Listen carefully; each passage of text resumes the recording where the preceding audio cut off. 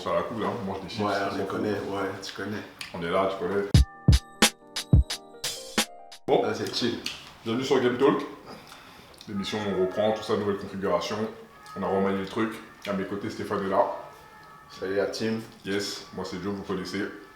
Petit à petit, bon, on peut avoir des invités, mais bon, là, on est là, on va parler aujourd'hui, on va dire les termes, comme j'aime dire. C'est ça, non? C'est ça, moi j'attends là. Moi je suis là, je suis prêt. J'attends que ça là. Parce que on est trop en mode tendre avec. Non, on va dire les termes. On va dire les termes. Clairement. Bon, moi j'aimerais bien qu'on échange sur un thème qui revient à chaque fois et justement qui est à chaque fois dans toutes les bouches, si on peut dire ça. Hein. Ouais. C'est des super teams. Je voulais vraiment qu'on éclaircisse le truc, je voulais vraiment qu'on échange un peu et qu'on aborde le truc quoi, parce que il y en a qui sont pour, il y en a qui sont contre, il y en a qui se perdent un peu là-dedans et...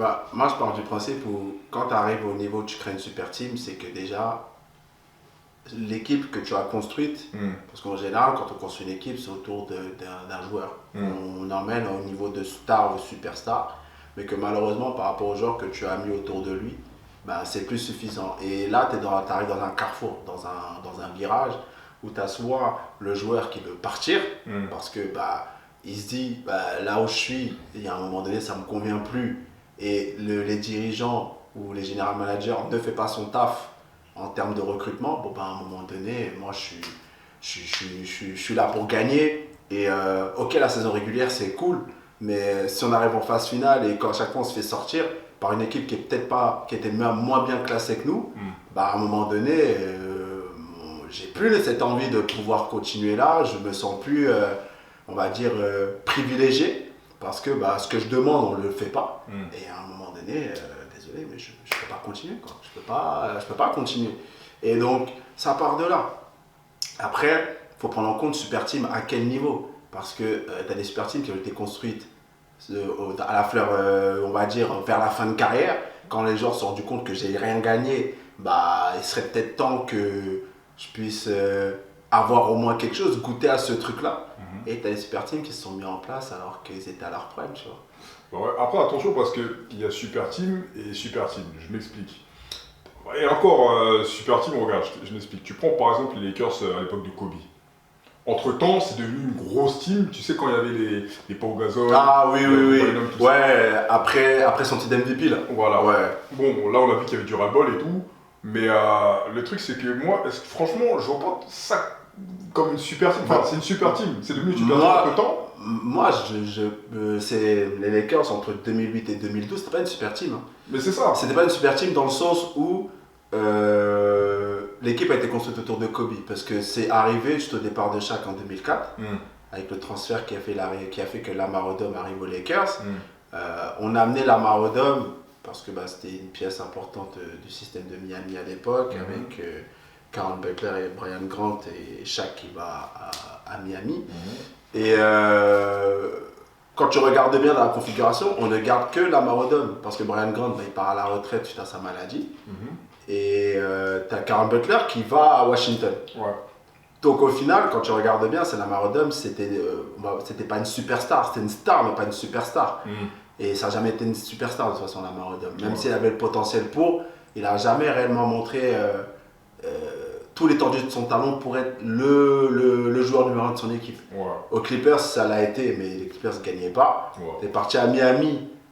On a bien vu que Miami, Wade était en train justement de devenir ce qu'il allait devenir après, ce qu'il va devenir après. Ouais. Donc forcément, quand il y a le transfert avec Shaq qui est en train de se faire, bon, on peut proposer que lui, on n'est pas proposé Wade. Ouais, bah, c'est pour ça que c'est pour ça que j'ai pris l'exemple des Lakers parce que, ok, tu vois, donc quand ils sont constructifs, c'était une team solide, une team sérieuse où chacun avait son rôle, tu vois. Ouais, c'est ça. Même des gars qu'on calculait même pas, les Jordan Farmar, tout ça, ils étaient importants. Ouais, c'était important. Et Sacha Vujacic, lui qui balançait des briques à chaque fois. Ouais, mais Vujacic là, non, Game 7 2010, ça. C'est voilà, ça, tu vois ou pas? Ouais, c'est pour ça que je te dis qu'au début on calculait pas, mais après il est devenu important. Parce qu'il a compris ce rôle et on l'a mis à une position où il était devenu important, tu vois ce que je veux dire. Ça, ouais. Mais le truc c'est que là tu construis autour d'un joueur, bon, ça mais après ouais effectivement comme tu l'as dit, tu as la super team où tu construis autour d'un joueur, mais faut voir aussi les joueurs qu'ils ont ramenés, tu vois ce que je veux dire.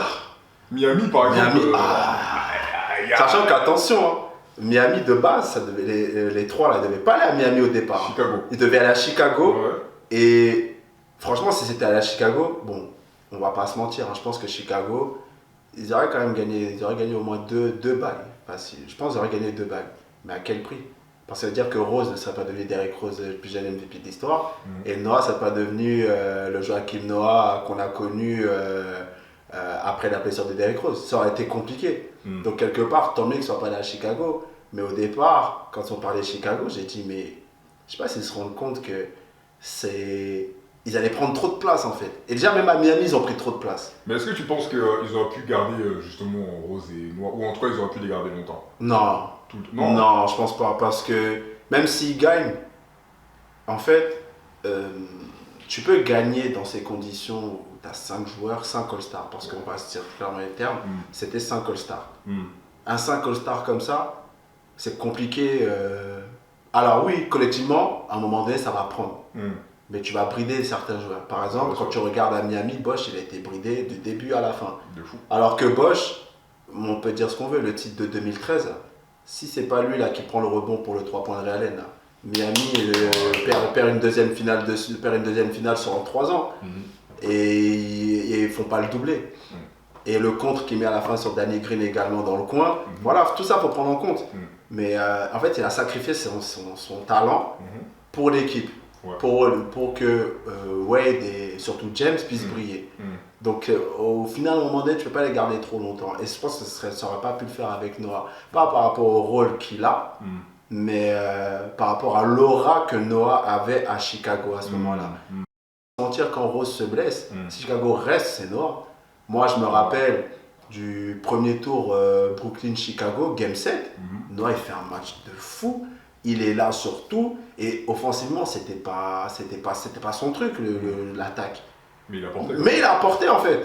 Et du coup, c'est comme ça qu'en fait, il gagne le Game 7 à Brooklyn. Ouais. Et pour le coup, je ne pense pas que ça aurait matché. Et puis Noah et James, bon, c'est pas.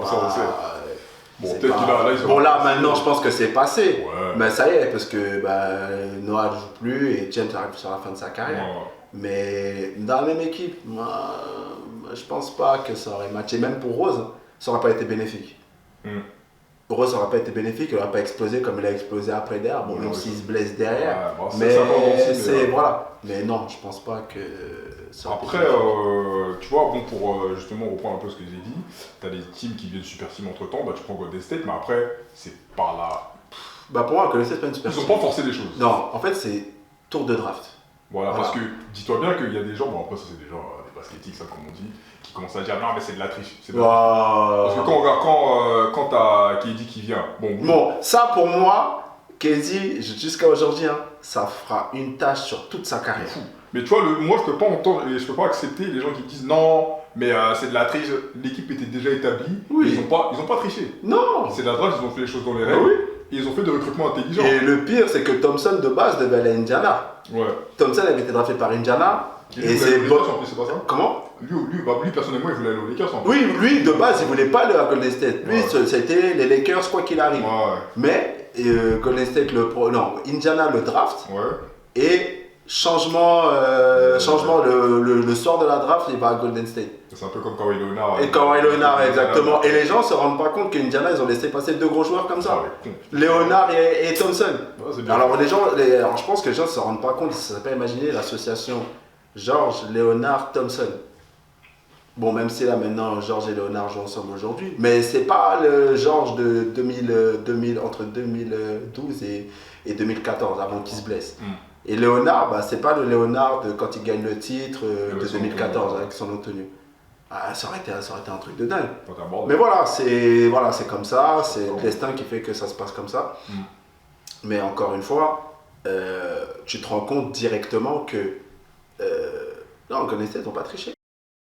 Parce qu'en fin de compte, tu vois, Super Team pour moi, c'est une team, Super Team comme on connaît, c'est une team construite, bricolée, qui marche et à un moment donné qui se casse la gueule. Alors que Golden State, la force, et c'est ça qui justement confirme là ce qu'on dit, c'est qu'avant ils avaient construit leur team, donc c'était une team bien solide. KD arrive, parce qu'ils avaient gagné avant KD, ça faut le rappeler. Ouais, c'est ça. KD arrive, il gagne, après KD il gagne encore. C'est ça. Donc après, bon, il y a une traversée. Il a traversé du désert dans tous les cas. Il a blessé, bah oui. Mais là, pour moi, c'est pas une super team, ça. C'est Non, une vraie team. c'est une équipe qui a été construite autour de 3 joueurs. Tu prends, bon, on va dire Boston, vas-y, on peut, mais là, c'est des joueurs en fin de carrière. Ouais, alors, moi, sur Boston, j'avais un débat avec des gars à moi, d'ailleurs, big up à eux, ils se reconnaîtront. Moi, je disais qu'en gros, c'est une super team, mais c'est justifié. Je m'explique. T'as Kevin Garnett qui sort de Minnesota, qui a joué qu'à Minnesota, qui a fait toute sa carrière à Minnesota, c'est lui qui a mis Minnesota sur la carte des États-Unis. Qu'on se le dise, même s'il y avait Marbury qui était là à un moment donné, Marbury il a pris le melon, il voulait un contrat plus gros que Garnett, donc on lui a dit non, allez hop, c'est taillé à New Jersey. Tous les joueurs qu'on a rapportés auprès de Kevin Garnett, ils n'ont pas réussi à aller au bout. Que ce soit les Sprewell, les Cassell, les Terrell Brandon, les Troy Hudson, les Wally Szczerbiak, et j'en passe, et Ricky Davis et tout, bah, voilà, il y en a d'autres que je peux citer. Ça n'a pas marché. Bah, à un moment donné, et dans l'interview qu'il fait avec John Thompson, il pleure. Il pleure parce qu'il se rend compte que, ouais, en fait, il se dit, ouais, je vais finir ma carrière sans bague. Alors que s'il arrive en NBA, c'est pour gagner. Et c'est là où on voit la différence générationnelle entre ceux qui sont arrivés en NBA dans les années 90, voire début 2000, et cette génération actuelle qui est là pour juste montrer qu'ils ont de l'argent. Eux, ils s'en fichaient de l'argent. Ils s'en fichaient. Tout ce qu'ils voulaient, c'était gagner. Et le fait qu'il ait décidé de partir, il s'est mis d'accord avec ses dirigeants. C'est pas genre il est arrivé à la forcer de transfert comme un certain barbu, hein, on va pas dire de glace. Mais voilà, à un moment donné, il est arrivé, là, ses dirigeants eux-mêmes, ils ont pas forcé. Ils ont dit on comprend.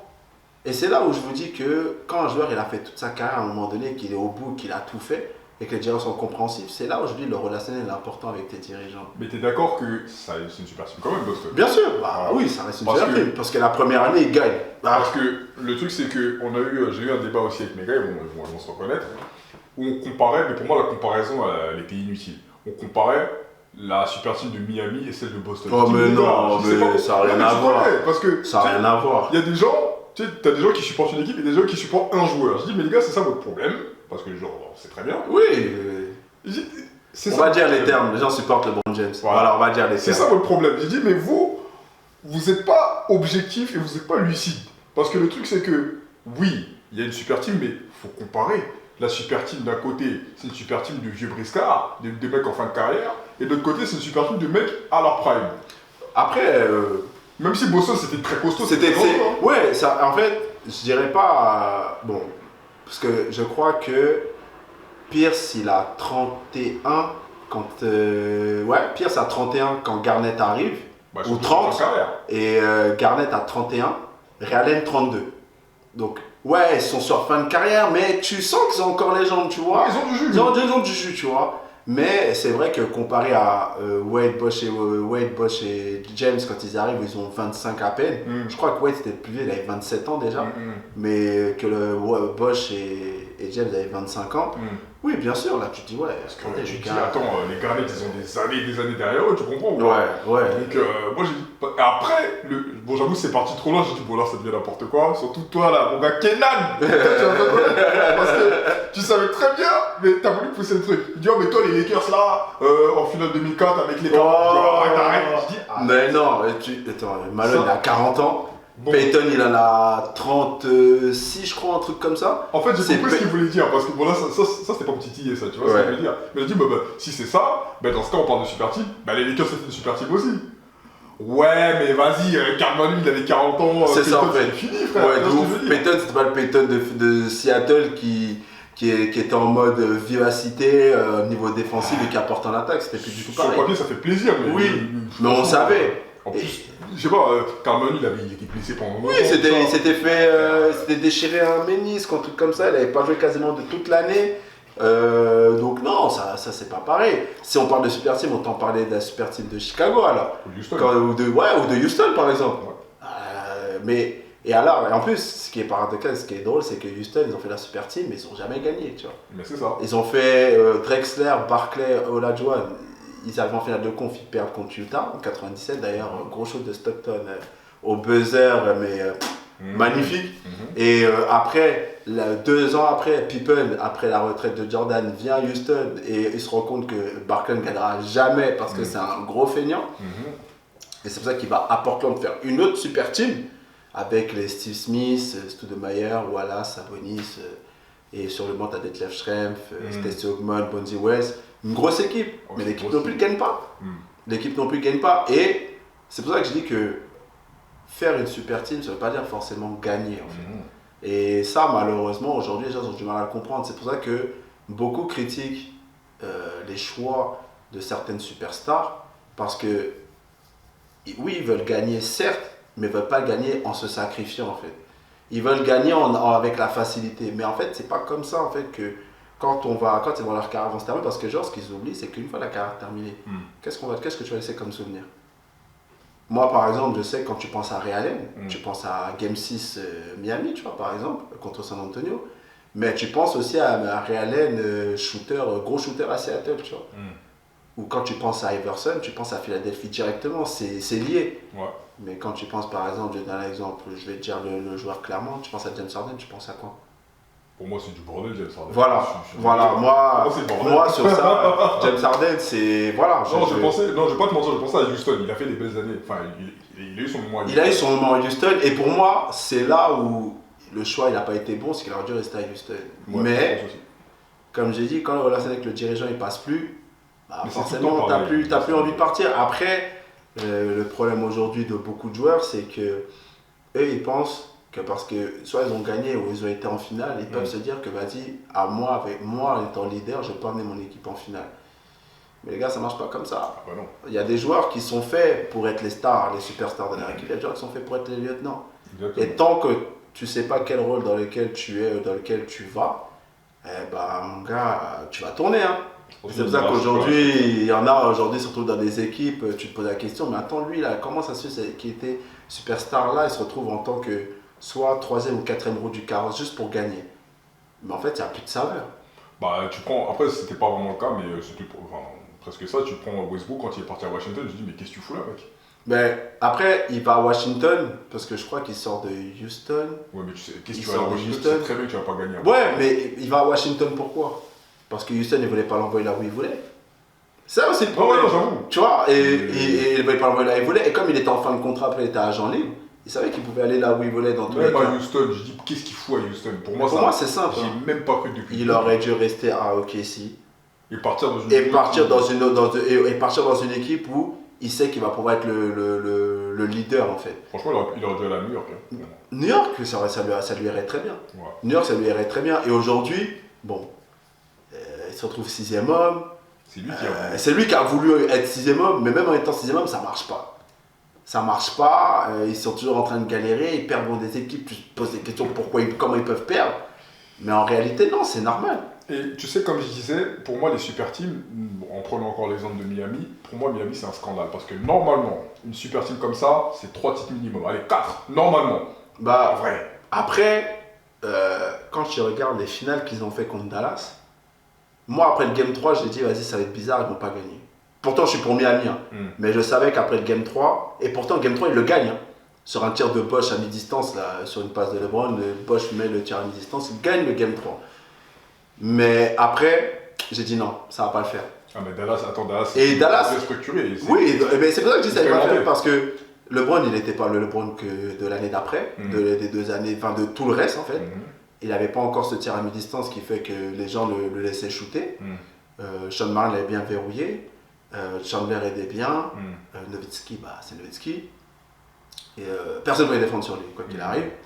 Et Jason Terry, voilà. Et à Miami, à ce moment-là, il n'y avait pas ce Jason Terry en fait. Il n'y avait pas de Jason Terry à ce moment-là. Je veux dire, dans le sens, il n'y avait pas un mec qui était équivalent de Jason Terry. Mike Bibby, je ne sais même pas pourquoi il est venu. Je crois qu'il est venu juste parce qu'il savait qu'il n'avait pas de bague. Clairement, j'avais oublié. Et Mike Bibby, il est venu, j'ai même pas compris sa finale. Wade, il a fait du Wade, hein, comme d'hab. Bosch, il a été bon. Aslem, il revient alors qu'il n'avait pas joué de l'année. Mais voilà, quoi. L'équipe qu'il y avait à ce moment-là, elle n'était pas. Donc, je savais. Après 2012, bon, ça a roulé sur tout le monde. Et même contre Boston, ils se sont fait peur. Parce que Game 5, quand Pierce il met le tir, Après, il y a le lockout aussi. Et ouais, bon. Voilà, ça je sais que ça c'est un des gros, des gros astérix sur cette saison. C'est un double tranchant dans le sens où, est-ce que, même s'il n'y a pas eu de lockout, Miami n'aurait pas gagné? Moi je pense que oui, ils auraient gagné quand même. Vu comment Wade a donné la place à LeBron pour que le patron joue, c'était sûr qu'il allait avoir un titre derrière. Et OKC c'était inexpérimenté. Ouais. Ils avaient 20, si je me souviens bien, dans 2012 ils avaient 23 ans. Donc voilà. Mais ça n'enlève pas à Miami ce titre de 2012. Alors 2013 pour moi c'était la meilleure année de Miami. Ouais. Parce qu'ils enchaînent 28 victoires de suite, ils sont premiers de toute l'année. Ils arrivent en playoff, aucune frayeur contre Milwaukee, aucune frayeur contre Chicago, petite frayeur contre Indiana mais rapide. Et après ils tombent sur une équipe de San Antonio, pour moi, quand j'ai vu San Antonio Miami, j'ai vu le game 1, j'ai dit ça va être tendu. J'ai dit si LeBron ne se réveille pas, ça va être compliqué. En plus, Léonard, il le verrouillait bien et tout. Léonard, c'est et voilà, il y a eu Game 6, Game 7, le tir de Ray Allen. Game 7, LeBron, il met 35 points. Et franchement, c'est la première fois que je vois LeBron mettre autant de points au moment où il faut, quoi. Ouais. Alors oui, je dis pas qu'il n'avait pas mis autant de points quand il était à Cleveland à ce moment-là. Mais il était très fuyant. Là, il a compris que c'est moi le patron, il faut que je mette les tirs quand il faut. Et c'est ce qu'il a fait, c'est ce qui fait qu'il gagne le deuxième titre. Après, ils perdent encore en finale. Wade, il est en déclin. Ouais. Ses genoux ne commencent plus à suivre. Je crois qu'à l'époque, Wade, il a déjà quel âge? Il avait déjà 32 ans. Et comme il s'était fait opérer du genou, il avait retiré le cartilage. À un moment donné, les jambes commencent à plus suivre. Et Bosh, malheureusement, il a fait que de suivre en fait. Donc il n'y avait que LeBron. Mais Bosh, il commence à... il commençait à avoir ses problèmes de genoux et tout. Et LeBron, voilà, il a fait du LeBron, quoi. Le seul qui a survolé avec LeBron dans cette finale, c'est Ray Allen. Et ça s'est vérifié quand ils ont perdu la finale contre San Antonio, il était seul, LeBron. Oui, il était tout seul. Tu peux pas gagner une finale tout seul. Là, c'était moi. Et là, franchement, parce que moi, c'était pas LeBron James qui m'énervait, mais moi, c'était tout le mouvement, les fanatiques là. Et même moi, à un moment donné, j'ai pris sa défense. J'ai dit non, j'avoue, le gars, il est trop seul et tout. C'était trop. Oui. C'était trop pour lui. Parce que le Game 2, il gagne. Ouais. Mais c'est LeBron qui fait le Game 2. Ouais. Et après, les Game 3 et 4, à San Antonio, à Miami, enfin voilà, inexistant, personne ne jouait en fait. Ouais. Personne ne jouait. Donc comment tu veux gagner une finale de cette façon-là? Et c'est là où j'ai dit que c'était la finale de trop pour Miami, je pense. Ouais. C'est là, je pense que c'était la finale de trop et c'est là où tout s'est cassé, quoi. C'est pour ça que je dis franchement, oui, sur le papier c'est top, ça, mais vas-y, moi ça m'a énervé parce que les gens. T'avais des gens qui avaient jamais regardé le basket de leur vie, et là, tu sais, t'avais l'impression que c'était des fans absolus. Tu dis, calmez-vous les gens. Mais il n'y a même pas de quoi être fier de ça en fait. Mais en fait, c'est là où je dis qu'il y a un problème générationnel. Les super teams qui ont été construits dans les années 90, c'est des joueurs qui étaient en fin de carrière. Majoritairement. Ouais, bien sûr. Quand Rodman va à Chicago en 96 par exemple. Ouais. Il a déjà fait ses armes à Détroit. Il avait déjà fait ses armes à Détroit, il avait déjà prouvé. Il est arrivé à Chicago, il a prouvé. Ouais. Il a prouvé. Quand Drexler il va à Houston en 95, il a fait toute sa carrière à Portland. Il a prouvé. À un moment donné, il s'est dit bon, s'il faut que je gagne, c'est maintenant. Donc il part. Puis il retrouve son pote. Et pour tout Olajuwon, qui faisait partie de la confrérie des dunkers de l'université de Houston et tout. Pour ceux qui connaissent, il y a un documentaire sur ESPN qui parle de ça. Allez le voir, franchement, ça vaut le tour. En plus, c'est une grosse équipe qui n'a jamais gagné. Ouais. Qui n'a jamais gagné. Voilà, c'est ce qui est triste dans l'histoire. Et au final, il va à Houston en NBA avec son pote Olajuwon. Il gagne à Houston, il boucle la boucle. Et voilà, maintenant, là où il faut prendre en compte, c'est que les équipes des années 90, quand les gars venaient, ils savaient très bien que c'était un one-shot. C'était un one-shot, c'est-à-dire qu'il n'allait pas durer. Ouais. Donc voilà, et Rodman, il a eu cette chance de pouvoir gagner 3 bagues de suite, alors que d'autres, ils ont fait des super teams, comme par exemple Barclay, et ils n'ont rien gagné derrière. Mais moi, ce que j'aime rappeler aux gens, c'est qu'ils disent que, tu vois, quand tu parles de super team actuels, notamment Miami, ouais, mais à l'époque, je dis, mais regarde, il y a une différence que vous oubliez. C'est qu'à l'époque, là, comme tu disais, c'était des super teams de mecs en fin de carrière, mais depuis la super team de Miami, c'est devenu la mode de faire des super teams pendant que tu es à ton prime. Ouais, c'est ça la différence. Ouais, c'est ça, parce que quand KD vient en 2017, c'est un coup de fil de Draymond Green pour lui dire de venir. Mais c'est ça. pour lui dire de venir suite aux JO. Et avant que les JO de Rio commencent, grosse nouvelle, boum, KD va à Golden State. J'y croyais pas au début. Moi, quand j'ai vu ça, j'ai cru que c'était une grosse blague. Moi aussi. Quand je reçois la notif, en plus je me souviens c'était sur Twitter, je reçois la notif qu'on me dit oui, qui est devenu X maintenant, oui, Kevin Durant à Golden State. J'envoie un message à mon gars, je dis attends, t'as vu ça? Et au moment où je lui dis ça, boum, il m'envoie l'article de Mondial Basket, de Basket USA. Et là je dis non, c'est trop. Et là pour moi, c'est la plus grosse traîtrise que j'ai jamais vue de ma vie. Ouais. Tu vas dans une équipe qui t'a sorti et que tu menais en plus. C'est pas genre tu vas dans une équipe que tu as battu. C'est une équipe qui t'a battu, qui t'ont sorti et que tu menais sur la série en fait de playoff. Et ça pour moi c'est inconcevable. Et c'est pour ça qu'en fait, beaucoup retiennent Miami, mais beaucoup aussi disent mais LeBron n'a jamais été dans une équipe qui l'a sorti en playoff. C'est comme si LeBron allait à Boston en fait.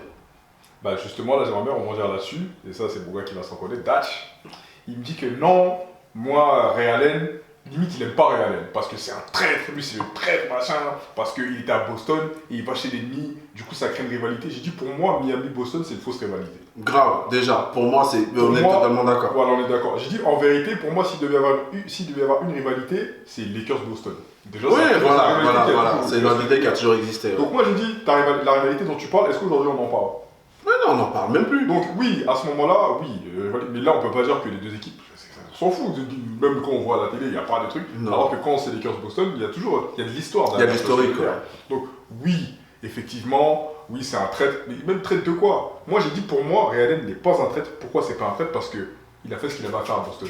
Bah ouais. Il est arrivé, il a aidé à prendre le titre, et c'est pas comme s'il avait rien foutu. C'est ça. Il a aidé à prendre le titre, il a rempli son contrat, il fait ce qu'il veut. C'est ça. Donc il y a nous la traîtrise là-dedans. Bah oui. Encore s'il se faisait souiller, il va chez l'ennemi comme a fait Durant. Là j'aurais pu dire ouais je suis d'accord avec toi. Mais non, le mec il a fait sa part du boulot. Ah, donc ça. Moi je comprends pas la colère de Garnett, tout ça. Ah ouais. Vous voulez pas les mecs? Il a fait le taf. Vous avez monté une team, une super team, mais bon là on va dire on peut vous excuser. Pardon les. Ah ouais, mais là. Le mec il a rempli son contrat. En plus, quand il va à Miami, c'est pas genre il va à Miami en mode je vais dans le 5. Non, il est sur le banc. Il fait ce qu'il veut. Il est sur le banc et en plus, c'est ça que je dis encore une fois, tu vois, c'est pas je dis que des fois il y en a, ils ont cette vision de parce qu'il est parti là, l'autre il a fait ça, donc c'est la même chose. Non. Mais Dash, de toute façon, on va t'inviter, toi Dash, tu vas. Toi ta place elle est ici, tu vas. Tout le contexte, faut prendre tout le contexte. Faut prendre tout le contexte. Faut prendre tout le contexte. Et Ray Allen, il est dans le 5 à Boston, il va à Miami, il est sur le banc, il est 6ème homme. Pour la première fois de sa carrière, Ray Allen est 6ème homme. Après, il y a des choses autour. Regarde, moi je lui dis. Mais Dash, de toute façon, là on en parle, mais toi, t'es obligé de venir. Mais regarde, je lui dis, écoute, ok, il y a des choses sportives, mais il y a la famille aussi.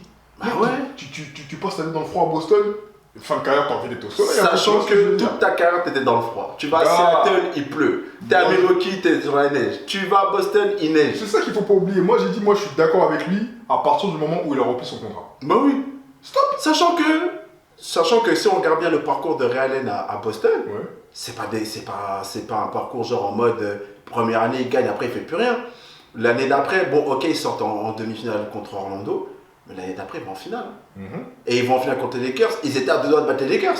Pour la deuxième fois. Et c'est pas là où il avait. Il fait louer, mais 8 tirs à 3 points sur le game 2 là. Ouais, Game 2, c'est lui et Rondo qui font le match. Hein. Ouais. C'est même pas Garnett ni Pierce. C'est lui et Rondo. Rondo il fait un triple do. Ouais. Lui met 8 tirs à 3 points en première mi-temps. Ah, il m'a tué. Personne ne pouvait l'arrêter. Il arrivait, sortir, il mettait. Il ressort, écran pas, boum, ligne de fond, pas, il met. Non. Pour moi, non. Il a rempli son contrat. Bien sûr. Alors qu'à contrario, KD, il n'a pas rempli son contrat. KD, il a amené en finale de OKC. Il a mis OKC sur la carte des États-Unis et même du monde. Ça, personne ne pourra le négliger, personne ne pourra mentir là-dessus. Mais à contrario, tu te fais battre par Golden State, tu vas jouer à Golden State. Je sais pas, un peu d'orgueil, je sais pas. Même si Draymond Green t'appelle en pleurs pour venir, mais tu vas même pas. Comment tu l'appelles, mec? T'as déjà gagné? Ben oui. Déjà. Quand j'ai vu ça, quand j'ai su cette anecdote, j'ai dit mais il a même pas honte. J'ai fait ok, tu perds ta finale, je peux comprendre. Mais de là à appeler pour dire ouais et tout, dans ta voiture, après le match, t'appelles. Mais non.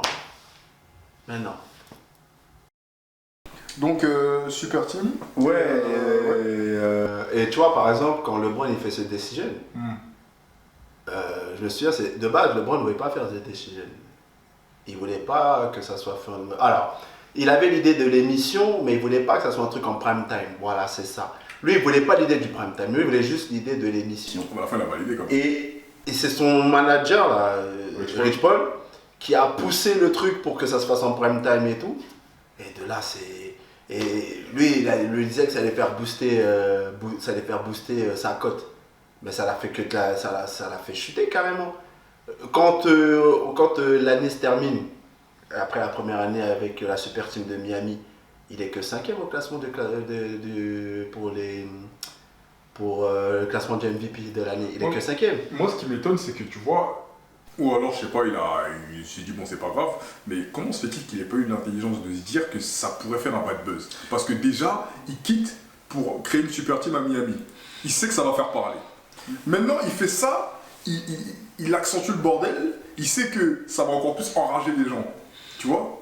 Bah, à cette époque-là, je pense que, comme il l'avait dit, il a dit un peu, quand il a dépassé Jabbar et qu'on est revenu sur cette question, on lui a posé la question, il a dit, à ce moment-là, tu vois pas le truc sur cet angle-là.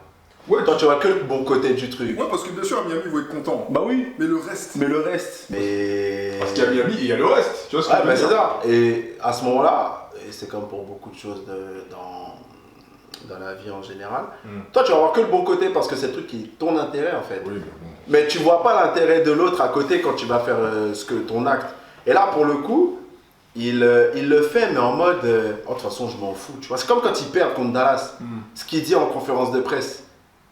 Quand on lui pose une question, je ne sais plus quelle est la question exacte qu'on lui pose par rapport à ce nouvel échec, parce que c'est son deuxième échec en finale à ce moment-là, et qu'il dit aux journalistes, de toute façon, moi, demain matin, quand je me réveille, je serai toujours riche et vous serez toujours au même poste. Ouais, il y a de la frustration.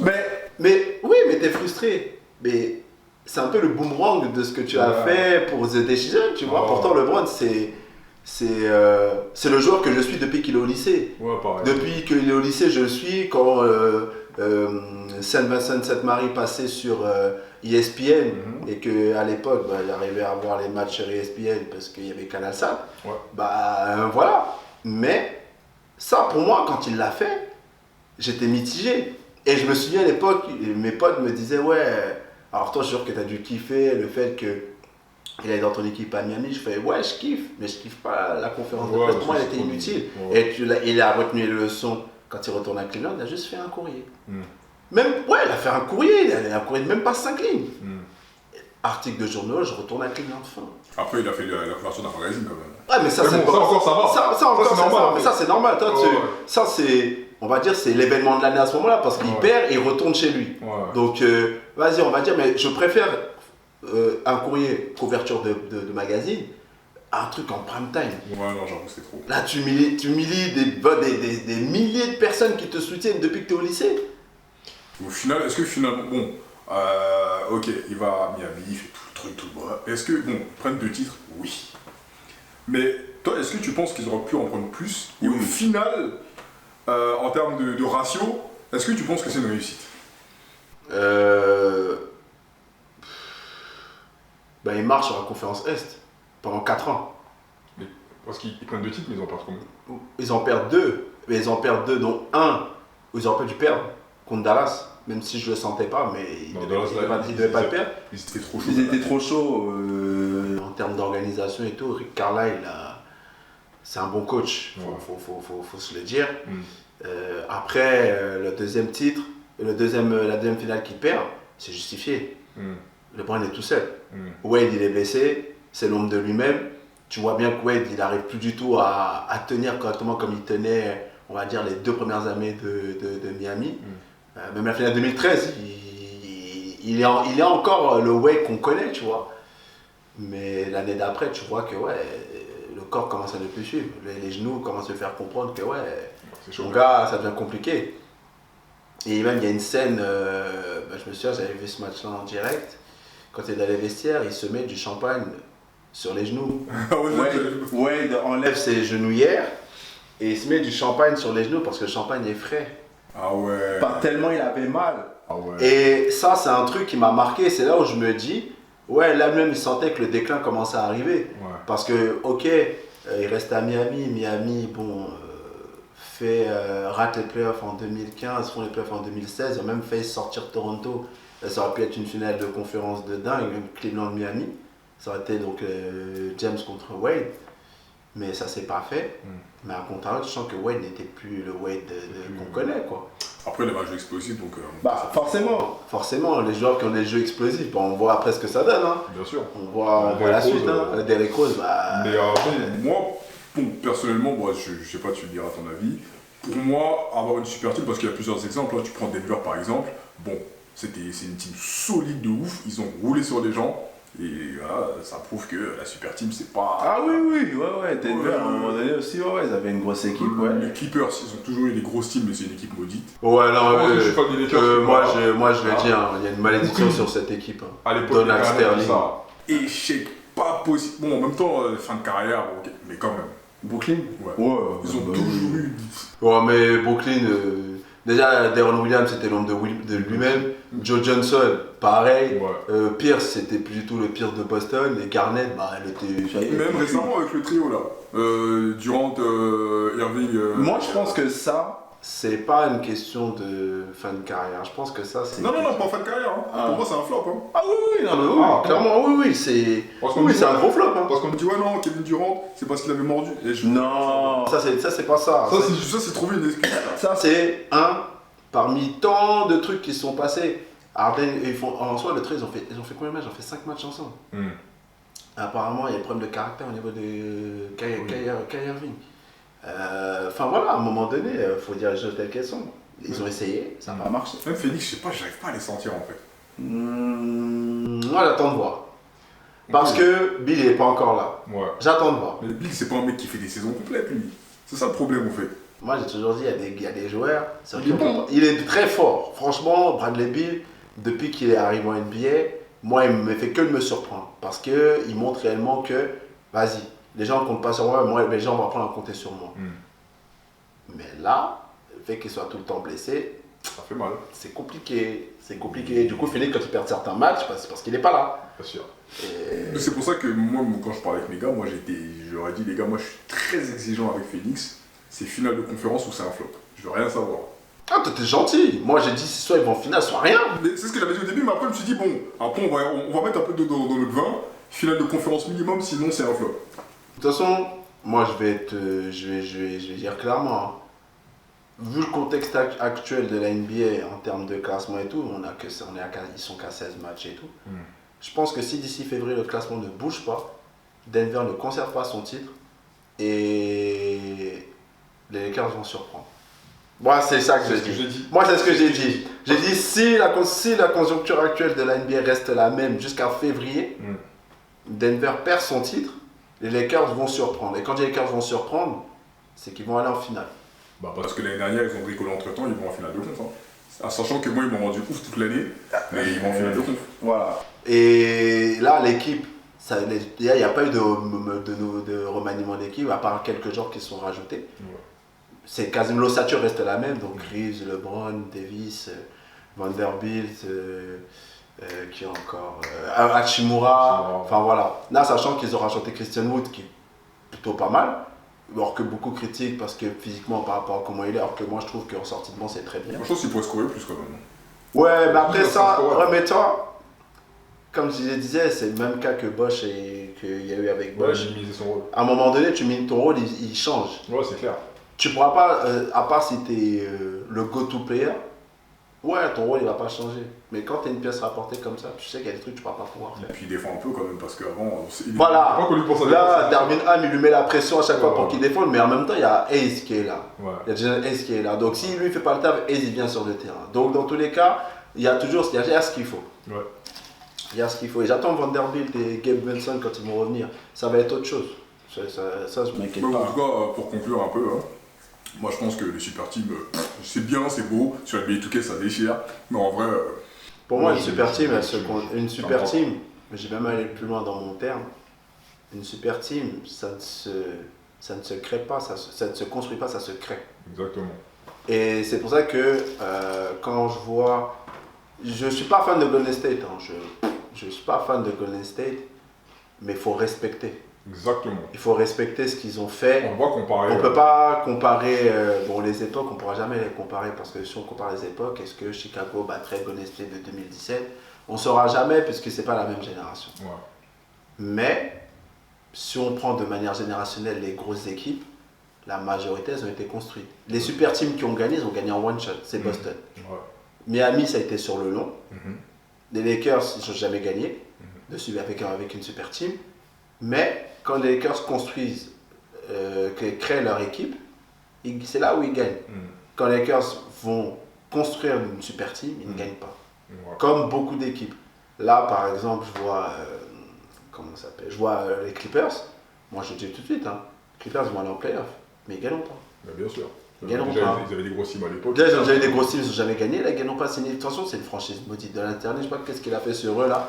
Mais bon, Depuis longtemps. voilà. C'est pas une Il y a grosse qu'une équipe. team à Los Angeles et les Lakers. Voilà, voilà. Faut dire les termes. Les Clippers, remplaceront jamais les Lakers. Bon, en tout cas, je pense qu'on est d'accord à ce niveau-là. Les super teams, bon, Ouais, non. ça fait plaisir. Ça mais- fait plaisir sur le coup, mais après au final, Et puis là, on voit, de toute façon, avec les Clippers, les visages, les frustrations, quand l'autre tire et le bordel. regarde, tu vois directement quand je dis, hey, gars, pourquoi ils n'ont pas fait la passe? Mais il y a un seul ballon pour 4. Voilà. Mais bon. Bon, en tout cas, on conclut là-dessus. Ouais, les super teams, c'est bien. Après, il y en a qui aiment les super teams, il n'y a pas de souci. Hein. N'hésitez Mais bon, pas à commenter, à donner votre avis, Yes. à débattre, à échanger. De toute façon, on est là pour ça. C'est le but, Game Talk. Mhm. Yes.